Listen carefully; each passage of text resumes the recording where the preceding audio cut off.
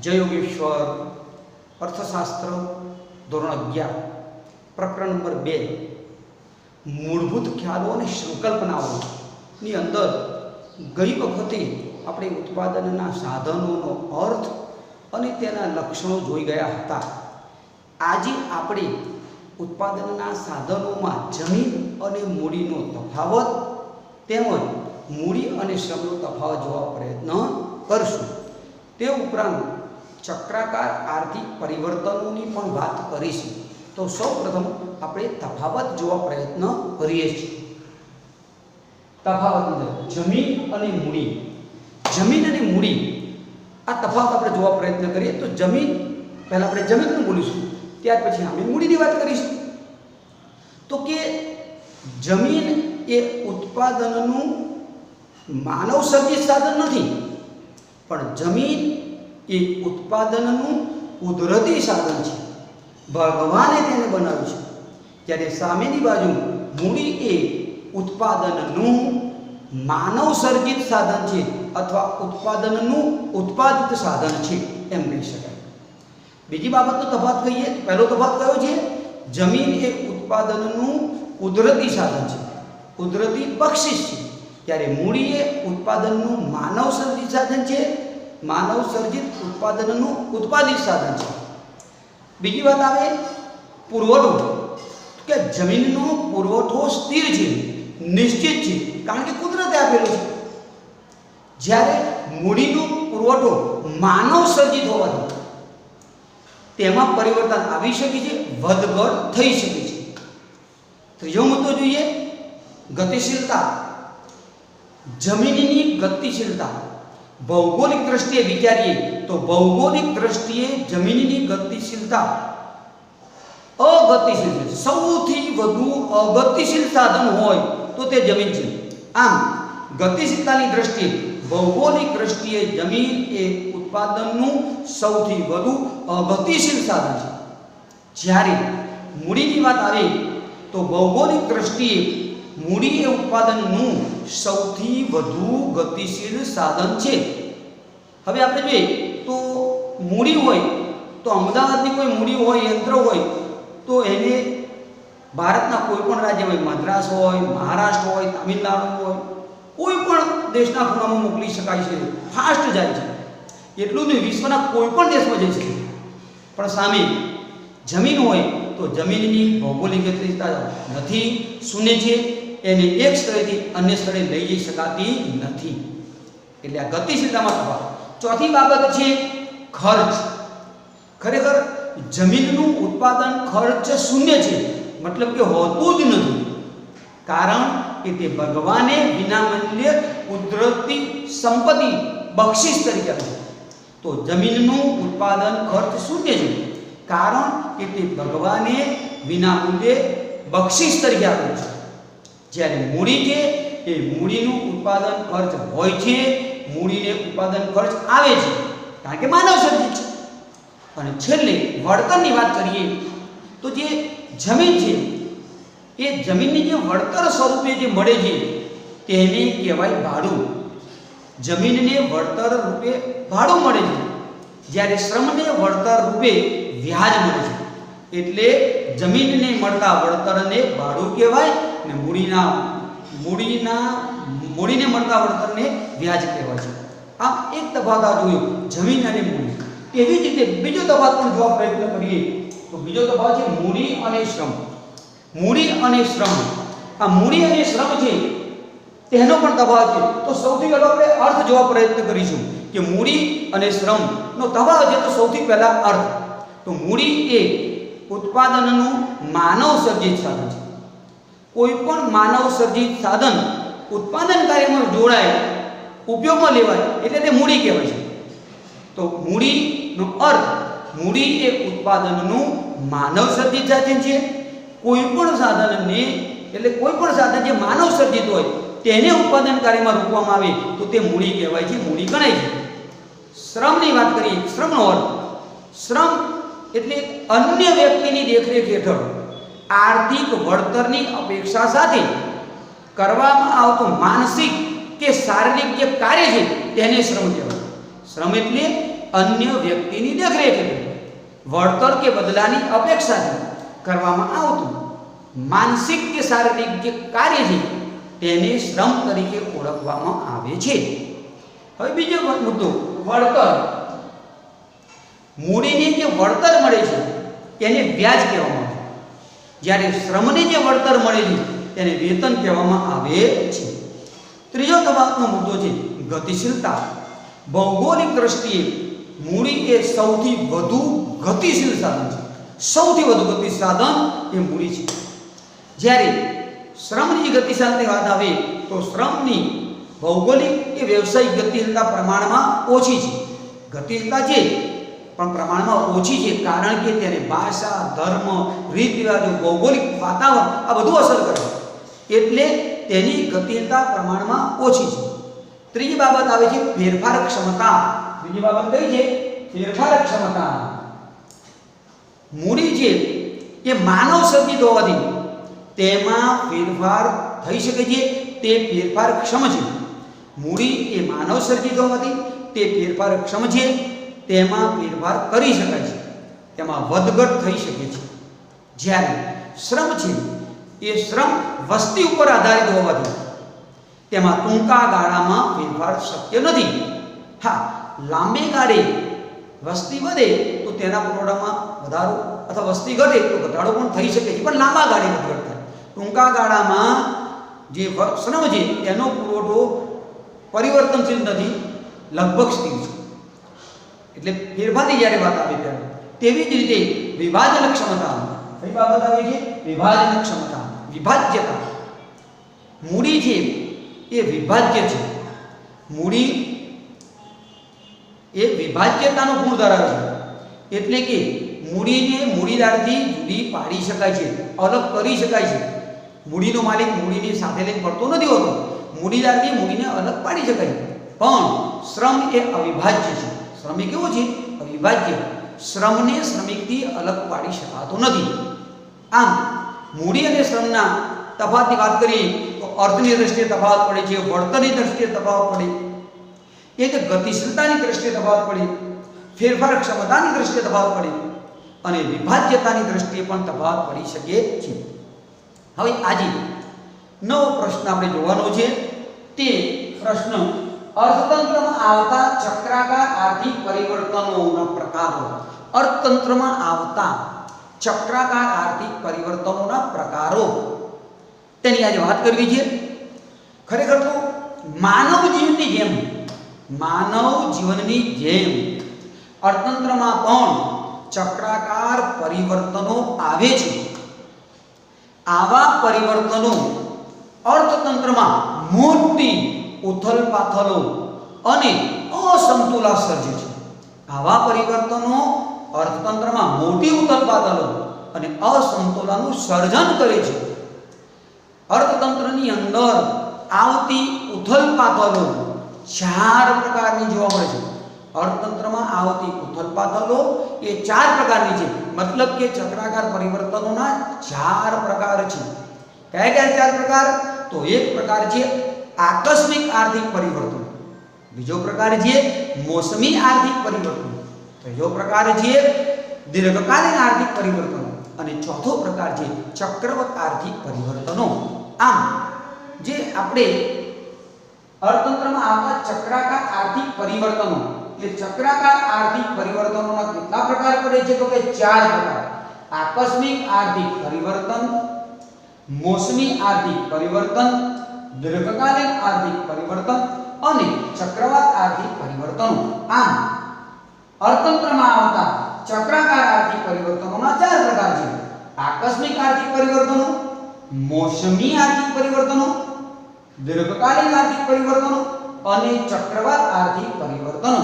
તેમાંથી પહેલું પરિવર્તન આપણે જોવા પ્રયત્ન કરીશું. પહેલો પ્રકાર, પહેલું પરિવર્તન આકસ્મિક આર્થિક પરિવર્તનો. પહેલો પ્રકાર આપણે જોવા મળે છે આકસ્મિક આર્થિક પરિવર્તનો. અર્થતંત્રમાં આકસ્મિક કારણે જે આર્થિક પરિવર્તનો આવે છે તેને આકસ્મિક આર્થિક પરિવર્તનો કહેવાય છે. અર્થતંત્રમાં આકસ્મિક કારણે જે આર્થિક પરિવર્તનો આવે છે તેને આકસ્મિક આર્થિક પરિવર્તનો કહેવામાં આવે છે. તે અચાનક આકસ્મિક રીતે આવે છે.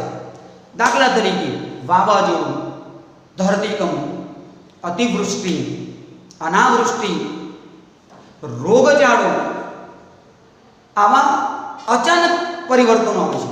રોગચાળાની વાત કરીએ તો રોગચાળાની અંદર ડેન્ગ્યુ છે, સ્વાઇન ફ્લૂ છે, પ્લેગ છે, વર્તમાન સમયે આવેલ કોરોના છે, આવા મહામારીના જે રોગો આવે છે તે પણ અર્થતંત્રમાં આર્થિક પરિવર્તનો લાવે છે. સામાન્ય રીતે કોઈ પણ પ્રકારની કુદરતી આપત્તિ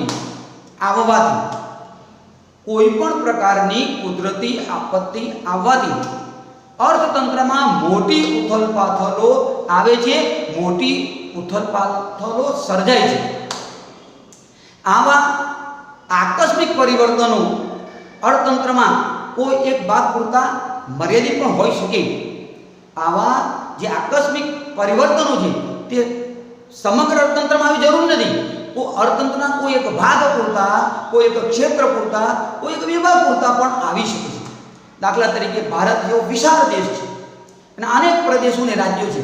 તો કોઈ એક પ્રદેશ કે રાજ્યની અંદર અતિવૃષ્ટિ કે અનાવૃષ્ટિ કે વાવાઝોડું સર્જાયું તો તે વિસ્તારમાં તેને કારણે આકસ્મિક આર્થિક પરિવર્તનો સર્જાય છે. બીજા ભાગમાં તેની અસર ઓછી હોય છે. તેવી જ રીતે આવા આકસ્મિક પરિવર્તનો એ કોઈ ક્ષેત્ર પૂરતા પણ મર્યાદિત હોઈ શકે. જેમ કે ભારતમાં કૃષિ ક્ષેત્ર ઉપર આવા પરિવર્તન આવે અથવા ઉદ્યોગ ક્ષેત્ર ઉપર પણ આવી શકે છે, વેપાર ક્ષેત્રમાં કે મત્સ્ય ક્ષેત્રમાં પણ આવી શકે. એટલે કોઈ ક્ષેત્ર પૂરતો પણ મર્યાદિત હોય છે કે કોઈક વખત સમગ્ર દેશ, સમગ્ર અર્થતંત્ર કે આખા વિશ્વમાં પણ આવા આકસ્મિક આર્થિક પરિવર્તનો આવી શકે છે. કારણ કુદરતી પરિબળ છે. દાખલા તરીકે વર્તમાનની વાત કરીએ તો વર્તમાનની અંદર કોરોના નામની જે મહામારી આવી છે, ભયંકર રોગ, એને કારણે દેશ અને વિશ્વના અર્થતંત્રો પર બહુ લાંબા ગાળાની અસરો જન્મી છે. જેને કારણે બેકારી ઊભી થઈ છે, ગરીબી ઊભી થઈ છે, ભોગબરો સર્જાયો છે, અનેક લોકોના મૃત્યુ થયા છે, રાષ્ટ્રીય આપદા નીચો ગયો છે. આવા આકસ્મિક સંજોગો, જે વાવાઝોડું પણ હોય, અતિવૃષ્ટિ હોય, અનાવૃષ્ટિ હોય કે ભયંકર રોગચાળો હોય, તેને કારણે અર્થતંત્રમાં જે પરિવર્તનો આવે છે તે આકસ્મિક આર્થિક પરિવર્તનો છે તેમ કહેવાય. અર્થતંત્રમાં આવા જે આર્થિક પરિવર્તનો આવે છે તે મોટી આર્થિક ઉથલપાથલો સર્જવા માટે કે લાવવા માટે બહુ જ અસર કરે છે. મોટી આર્થિક ઉથલપાથલો લાવે છે અથવા તો લાંબા ગાળાની અસરો જન્માવવા માટે શક્તિમાન છે. એવી જ રીતે બીજો એનો પ્રકાર છે મોસમી આર્થિક પરિવર્તન. પહેલો આકસ્મિક આર્થિક પરિવર્તનો, બીજો છે મોસમી આર્થિક પરિવર્તનો. ચક્રાકાર પરિવર્તન બીજો પ્રકાર છે મોસમી આર્થિક પરિવર્તન. અર્થતંત્રમાં મોસમ આધારિત આવતા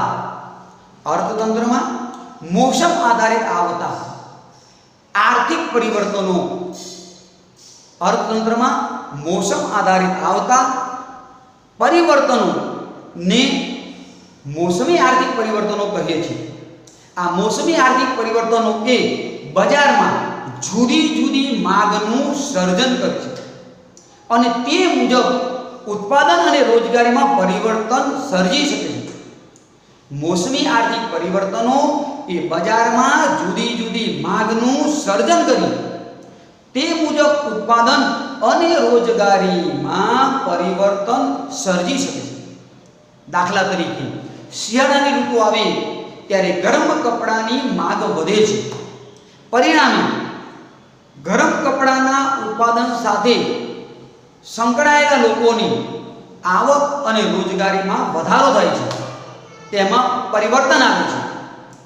ખરેખર તો અર્થતંત્રમાં ઋતુ આધારિત એટલે મોસમ આધારિત, શિયાળો, ઉનાળો, ચોમાસું, એ પ્રમાણે જે પરિવર્તનો આવે છે એ પરિવર્તનો અર્થતંત્રમાં લાંબા ગાળાની અસરો જન્માવે છે.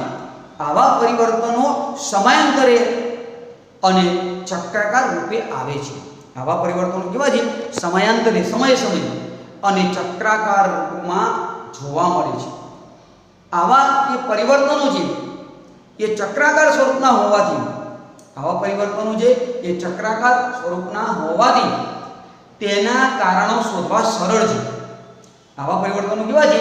મોસમી આર્થિક પરિવર્તનો ચક્રાકાર સ્વરૂપના હોવાથી તેના કારણો શોધવા પ્રમાણમાં સરળ છે. કેમ કે ભાઈ ઉનાળામાં જે ફ્રીજ છે, એસી છે, ઠંડા પીણા છે, એની માંગમાં એકદમ વધારો ખબર પડે કે ગરમીના કારણે, એટલે એના કારણો શોધવા પ્રમાણમાં સરળ છે.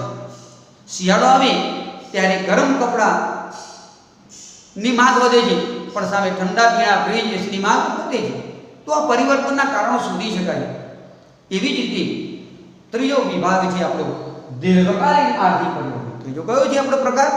તો કે દીર્ઘકાલીન આર્થિક પરિવર્તન. અર્થતંત્રમાં કોઈ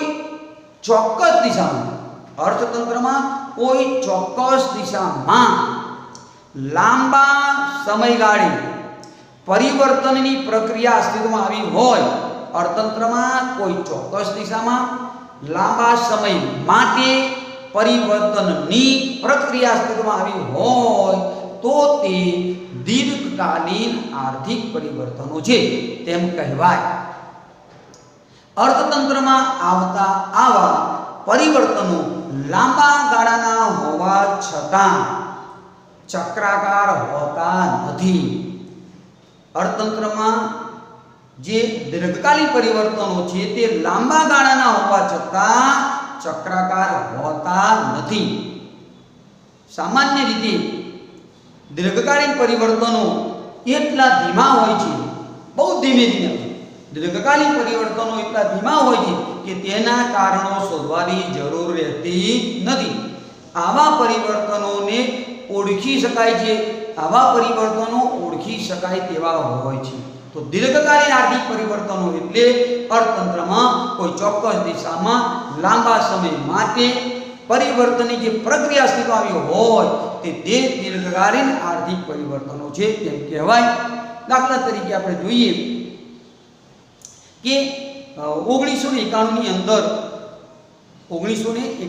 અંદર સરકારની નીતિ બદલાઈ. 1991માં ભારત અને વિશ્વના અનેક દેશોએ પોતાની ઔદ્યોગિક નીતિમાં પરિવર્તન લાવ્યા. ઉદારીકરણ, ખાનગીકરણ અને વૈશ્વિકરણ લાવ્યા. તો તેને કારણે દુનિયાના દેશોની અંદર લાંબા ગાળા સુધી પરિવર્તનની પ્રક્રિયા જન્મી હતી, પણ તે પરિવર્તનો ધીમા હતા. એટલે તે પરિવર્તનોના આપણે કારણ શોધવાની જરૂર રહેતી નથી. અને આ પરિવર્તનો આપણે ઓળખી શકતા હતા કે જો ભારતમાં ઉદારીકરણ, ખાનગીકરણ, વૈશ્વિકરણ લાયા તો તેની અસર થઈ ધીમે થઈ કે વિદેશી મૂડીરોકાણ વધી ગયું, રોજગારી વધારો થયો, આર્થિક વિકાસનો દર ઊંચો થયો. તો આવા દીર્ઘકાલીન આર્થિક પરિવર્તનો એ આપણે ઓળખી શકીએ તેવા હોય છે. અને છેલ્લી બાબત આપણે કહીએ ચક્રવાત આર્થિક પરિવર્તન. ચોથી બાબત છે ચક્રવાત આર્થિક પરિવર્તન. ખરેખર તો આ 4 પરિવર્તનોની વાત કરી છે ને, એમાં ચક્રવાત આર્થિક પરિવર્તન જ વ્યાપાર ચક્રને જન્મ આપે છે. ચક્રવાત આર્થિક પરિવર્તન જ વ્યાપાર ચક્રને જન્મ આપે છે. પણ તેને સમજવા માટે બાકીના 3 મોસમી આર્થિક પરિવર્તન છે, આકસ્મિક આર્થિક પરિવર્તન અને દીર્ઘકાલીન આર્થિક પરિવર્તનને સમજવા જરૂરી છે. નહીં તો આપણે ચક્રાકાર થવાનો આગળનો જે પ્રશ્ન આવશે તે સમજી શકીએ નહીં. તો હવે આપણે જોઈએ છે ચોથો મુદ્દો ચક્રાકાર આર્થિક પરિવર્તન. ચક્રાકાર પરિવર્તન એટલે એક સમયના ગાળા દરમિયાન ઉધ્વગામી અને અધોગામી જે આર્થિક વલણો સર્જાય, એક સમયના ગાળા દરમિયાન ઉધ્વગામી અને અધોગામી જે આર્થિક વલણો સર્જાય છે, જે ચક્રાકાર હોય તેને ચક્રવાત આર્થિક પરિવર્તનો કહે છે. એને શું કહેવામાં આવે છે? ચક્રવાત આર્થિક પરિવર્તન. એ ચક્રવાત આર્થિક પરિવર્તન એટલે એક સમયના ગાળા દરમિયાન ઉર્ધ્વગામી અને અધોગામી જે આર્થિક વલણો સર્જાય, જે ચક્રાકાર હોય તે ચક્રવાત આર્થિક પરિવર્તનો છે એમ કહેવાય. આવા પરિવર્તનો અનિશ્ચિત હોવા છતાં ઓળખી શકાય કે આવા પરિવર્તનો અનિશ્ચિત છે, નિશ્ચિત નથી, આવે જેવું નહીં. આવા પરિવર્તનો અનિશ્ચિત હોવા છતાં ઓળખી શકાય તેવા હોય છે.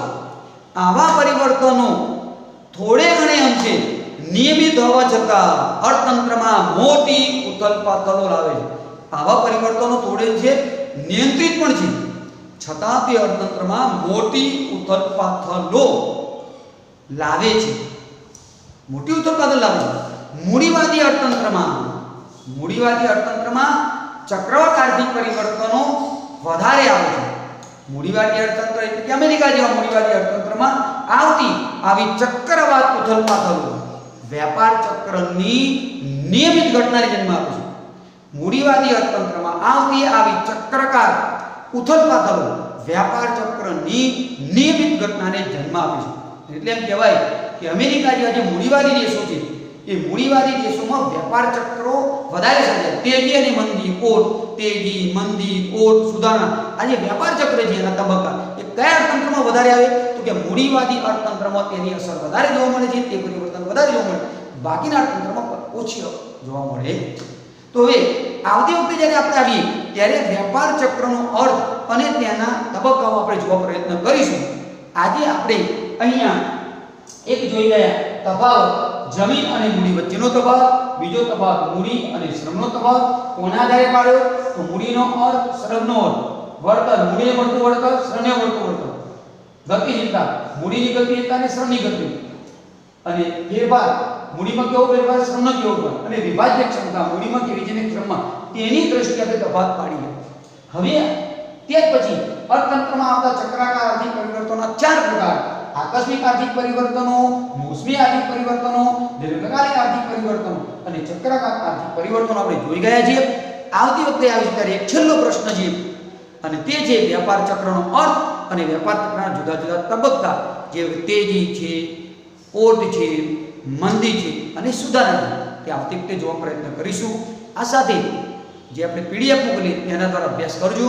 હવે આવતા પીરિયડની અંદર આપણું પ્રકરણ પૂરું થશે, તરત જ એની 40 માર્કની આપણે પરીક્ષા રાખશું. તો સાથે સાથે તૈયારી કરતા રહેજો, વાંચતા રહેજો.